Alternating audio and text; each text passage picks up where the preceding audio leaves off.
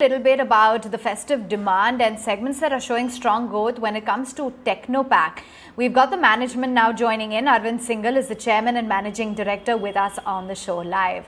Thank you so much for taking time out, Mr. Singhal. What about the current demand trends? How are you seeing the consumer trends as well right now in terms of the festive demand? Have you seen encouraging signs?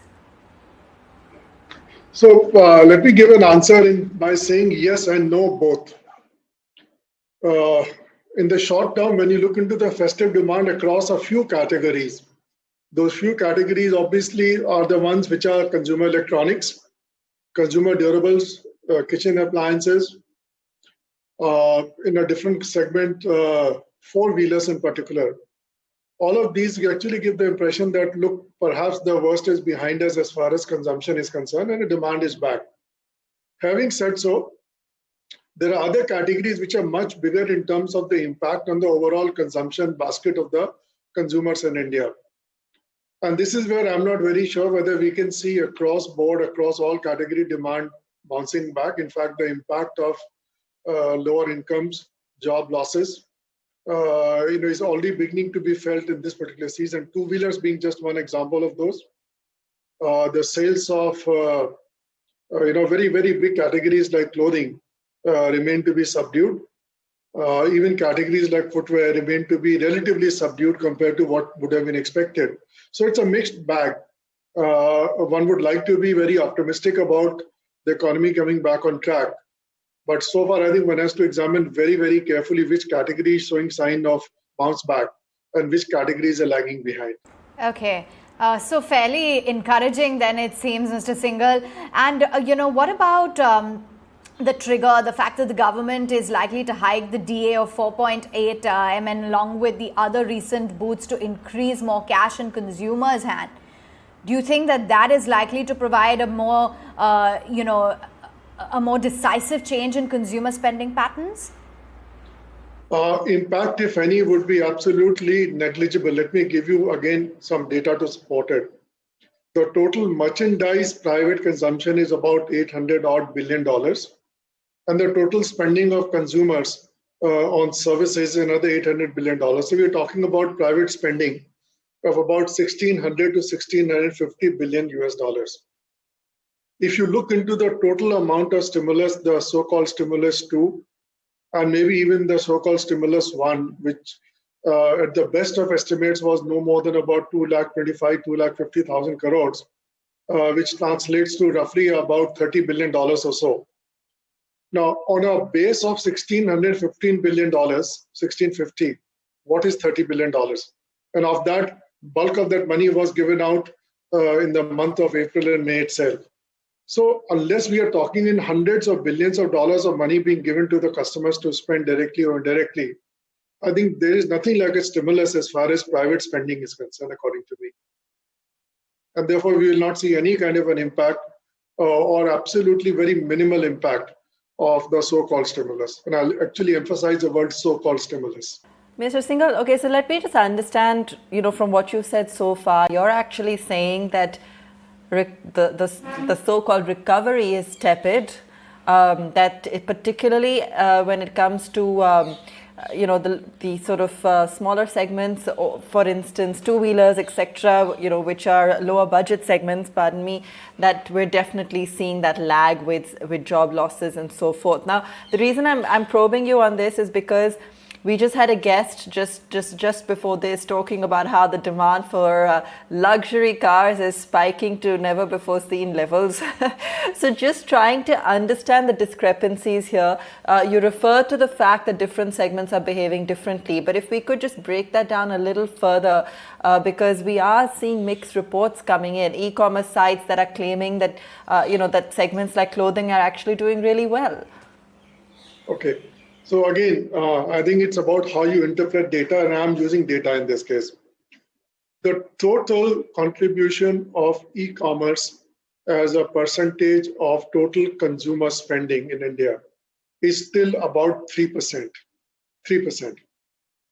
You can put any kind of a growth number on this 3% consumer spending. It is not going to move the needle, so to say, as far as overall consumer spending is concerned. So one has to be very careful. that if you're talking about growth for e-commerce players, most certainly because of COVID, it has seen a huge amount of a shift in favor of e-commerce for the people who are shopping online. So there is no disputing the data, if whatever the data might be on e-commerce. But if it is only 3% of the total consumer spending, you cannot extrapolate that to say that overall consumer spending in the country is seeing a big boost. So that is one point on e-commerce.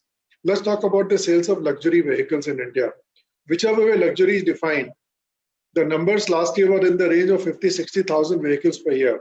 Let us say this year they become 70,000 vehicles per year. What is the total value as a percentage of the total amount of business being done by two-wheelers and four-wheeler companies in the country? My submission would be that it will account for no more than about 3 to 4% of the total automobile market in the country.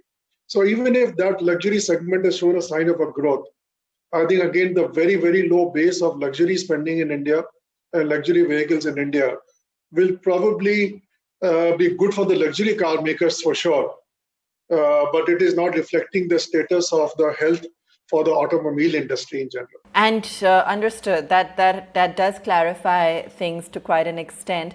On one hand, we're seeing a gradual reopening, but very limited footfalls. As we discussed, traction seems to remain online.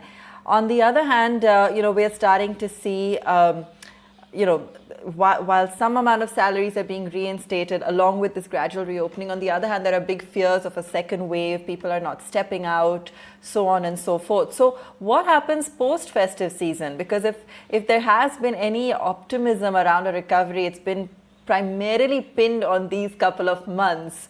And with so much uncertainty currently in the air, do you really see, a case for things improving here on?